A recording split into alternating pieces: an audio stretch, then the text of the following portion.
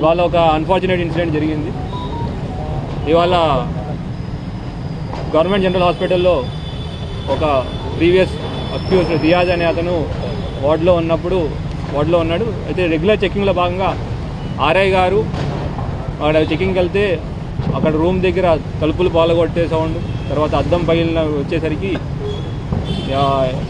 ఇమీడియట్గా మెడికల్ సిబ్బందికి ఇన్ఫామ్ చేసి ఆర్ఐ గారు, ఎస్ఐ గారు, ఒక కానిస్టేబుల్ గారు లోపలికి వెళ్ళి ఎందుకు సౌండ్ వస్తుందో లోపలికి వెళ్తే ఈ రియాజ్ అనే వ్యక్తిని అంత గోల చేస్తున్న వ్యక్తిని తీసుకెళ్ళి అతను బెడ్ దగ్గర కూర్చోబెట్టడానికి ప్రయత్నం చేశారు. కూర్చోబెట్టే ప్రయత్నంలో కానిస్టేబుల్ గారి దగ్గర ఉన్న తుపాకీని లాక్కుని ఈ రియాజ్ ట్రిగ్గర్ ఒత్తడం మొదలుపెట్టాడు.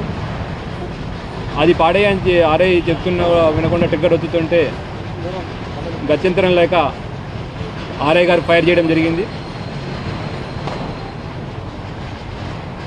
అక్కడి నుంచి అంత ఫైర్ చేయడం బుల్లెట్ ఇంజురీస్తో రియాజ్ ఆడ కింద పడిపోయాడు.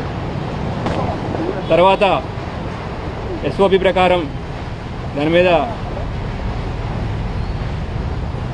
కేసు రిజిస్టర్ చేయడం అండ్ ఎంక్వైరీ చేయడం జరుగుతూ ఉంది. Thank you. జరుగుతుంది పోస్ట్ మార్టం, ఇంక్వెస్ట్ అవన్నీ గైడ్లైన్స్ ప్రకారం అన్ని కరెక్ట్గా జరుగుతున్నాయి.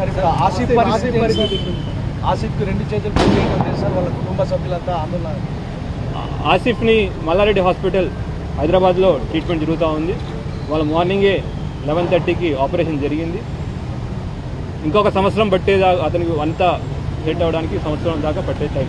Thank you.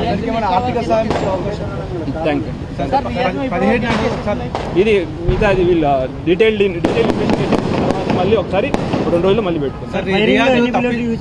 తప్పించుకున్నప్పుడు సహకరించారా సార్?